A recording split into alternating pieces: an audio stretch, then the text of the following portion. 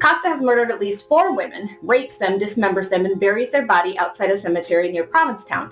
The police are onto him pretty quickly, so the story doesn't revolve around trying to figure out who did it, because the police have already figured all that out. Every small town has its whispers, but in the late 1960s, Provincetown, Massachusetts, that bohemian paradise at the tip of Cape Cod, had a secret that would make even the darkest New England ghost stories pale in comparison. It began, as these stories always do, with charm, a smile, a voice that could talk you into anything, and eyes that promised adventure. But behind those eyes, something hungry, something waiting. And when police finally uncovered the truth about the man they'd once called Sire, what they found buried in the pine forests just beyond the beach was so gruesome, so methodical, that newspapers gave him a name that still haunts Cape Cod to this day: the Cape Cod Vampire. But how did anyone even catch him? And how long had he been hiding in plain sight? Let's go back. This wasn't the postcard-perfect tourist trap it is now. Back then, it was a magnet for wanderers, artists, drifters, runaways, and dreamers. A place where long-haired poets lived off clam chowder and LSD, where you could vanish into the dunes and nobody would ask questions. It was heaven for the free spirits, and the perfect hunting ground for a predator. And this serial killer's name is Alton Tony Costa, aka the Cape Cod Vampire. So some of you might have heard of this person under a different name. Another popular name that he's known for is the Cape Cod Casanova, because apparently he's a pretty good-looking guy. I think he looks like Gerardo Rivera. And right in the middle of it all was Tony Costa. Dark-haired, good-looking, with a voice that could make philosophy sound sexy and nonsense sound profound. To some, he was just Tony, the chill guy who always had the best hash. To others, he was Sire, a sort of guru surrounded by followers who thought he was deep and enlightened. No one realized that Sire was studying more than consciousness. He was studying anatomy. Costa's story starts in Cambridge, Massachusetts. Born in 1944, his childhood was ordinary until it wasn't. At 17, he broke into a young girl's home and was caught standing over her bed, just watching her sleep. He ran, but 3 days later he came back, this time trying to drag her down the stairs before neighbors intervened. The court saw it as teenage confusion. He got probation. But we know now that was the moment Tony Costa showed his true face.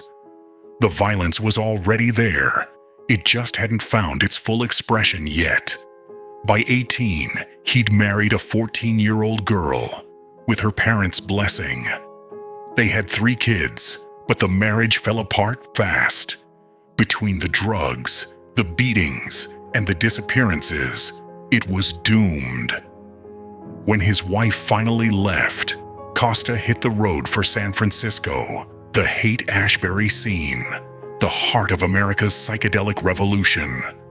There's not much on record about what he did out there, but people who knew him said when he came back to Cape Cod, he was different.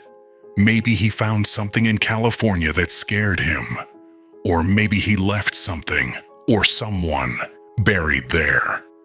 Either way, he came home with a new obsession, and it wasn't peace and love.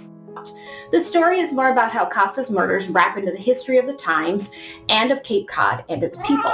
Sherman presents the police and the lawyers and even our famous writers as archetypes at times, which works well within the story. He had it all: the hair, the charisma, the LSD. He'd quote Hermann Hesse and pretend to be this tortured intellectual. People bought it.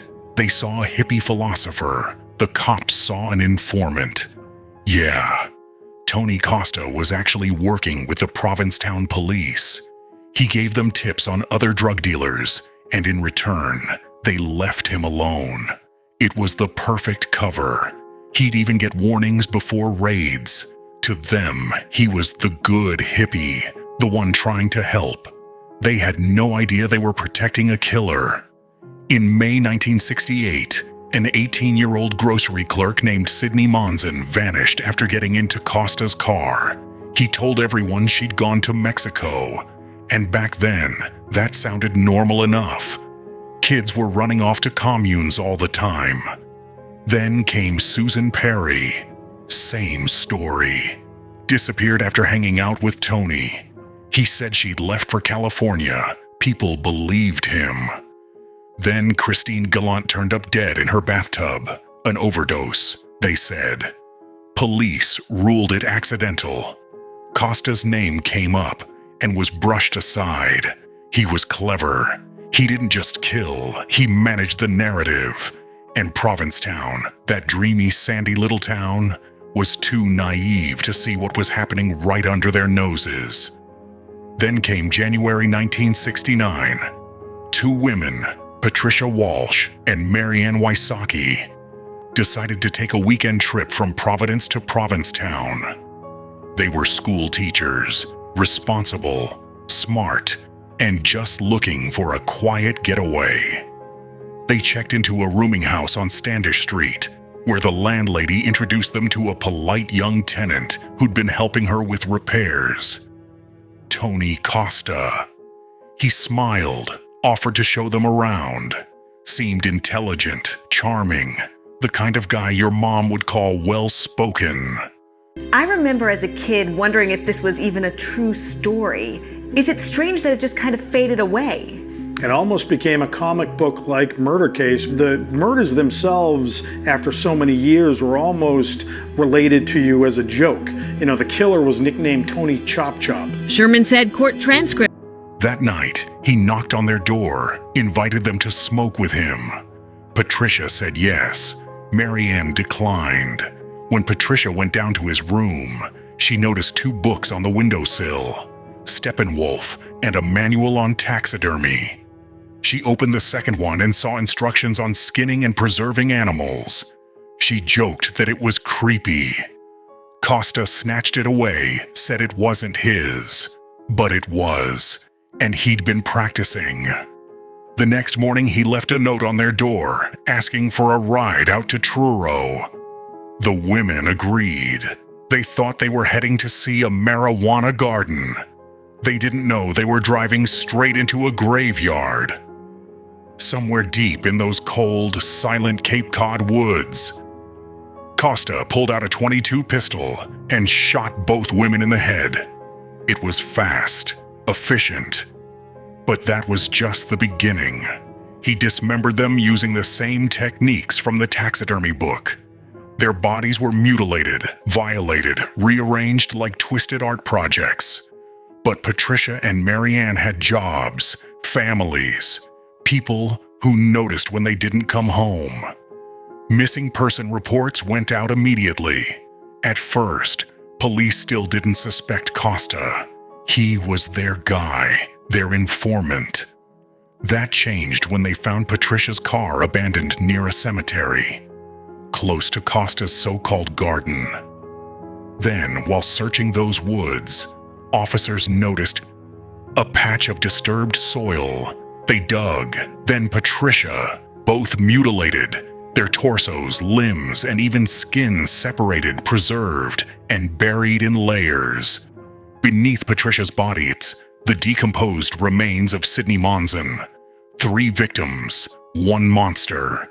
The autopsies revealed bite marks on the bodies. That's how Tony Costa got his nickname, the Cape Cod Vampire.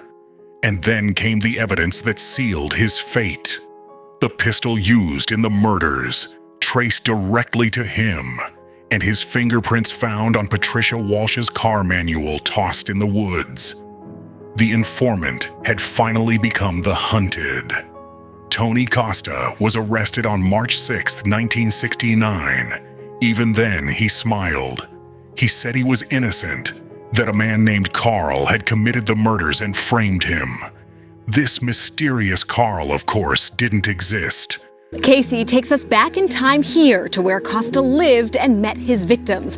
Then, like now, Provincetown was a summer destination. The crimes so unexpected, out of place. And there was a transient vibe where people would come and go, and as these young women start to disappear, the authorities really don't take it very seriously until months go by and they realize there's a killer on the loose. But Costa clung to the lie all the way to prison. While awaiting trial, he wrote a 30,000-word manuscript called Resurrection. It detailed the murders in horrifying precision. But every time he reached the killing, Carl was the one holding the knife. Investigators said it read like a man trying to convince himself of his own delusions. Or maybe a man who didn't see his victims as real people at all. In May 1970, after a long, grueling trial, Tony Costa was convicted of murdering Patricia Walsh and Marianne Wysocki and sentenced to life in Walpole Prison. He was only 25. The Cape Cod curse, it seemed, ran deep, but Tony Costa's story ended as quietly as it began. On May 12, 1974, inside his prison cell, guards found him hanging by a bedsheet. He was 29 years old.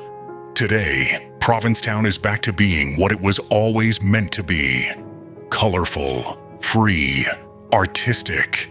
You can walk the same streets, eat the same clam chowder, and never know that just beyond those dunes, in the pine forests of Truro, the ground once hid something monstrous. The sand has shifted, but the story lingers. Whispered in bars, buried in police files, passed down as a warning. Because if there's one thing this case proves, it's that evil doesn't always snarl or show its teeth. Sometimes it smiles, hands you a joint, and asks if you want to see something cool in the woods. The Cape Cod vampire didn't just kill people, he killed the innocence of a town that thought it was untouchable. And maybe that's the scariest part of all, because every charming stranger you meet, every quiet little seaside town that feels too peaceful to be true, hides a shadow. And sometimes, the monster looks just like everyone else.